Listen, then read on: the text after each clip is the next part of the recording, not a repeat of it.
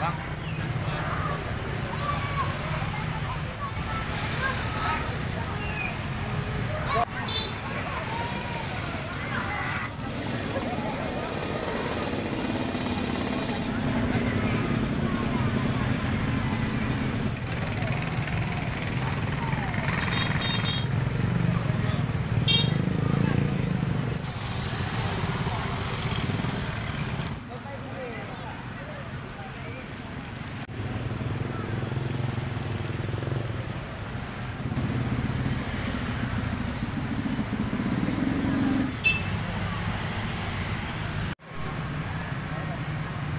Pak Camat, bisa dijelaskan sejak kapan nih air meluap, Pak?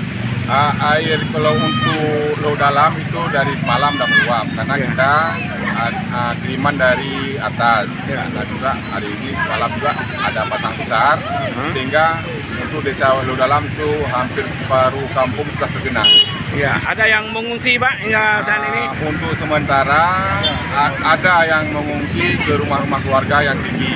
Ya. Tapi rencana nanti kita lagi karena air makin tambah akan dibuat titik-titik pengungsian. Kira-kira saat ini berapa rumah yang sudah sudah digenangi air, Pak? Kalau sementara jumlah yang kakak yang sudah digenangi air ratusan. Hampir 200-an lebih, 300 lebih yang sudah tergenang oleh akibat dari luapan sungai Perlak. Ini bukan akibat hujan nih, Pak, ya? Akibat meluap sungai, Pak? Ini akibat meluapnya sungai di Kurung Perlak. Ya, oke, terima kasih, Pak. Oke.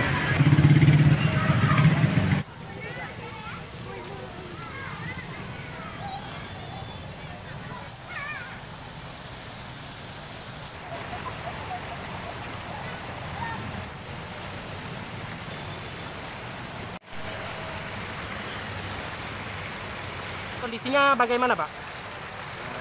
Kondisi saat ini ya seperti sekarang ini lah ya, masih banjir. Ya, udah surut atau makin bertambah nih, Pak? Kayaknya kayak agak bertambah dikit. Tambah ya, Pak ya. Apa harapannya, Pak?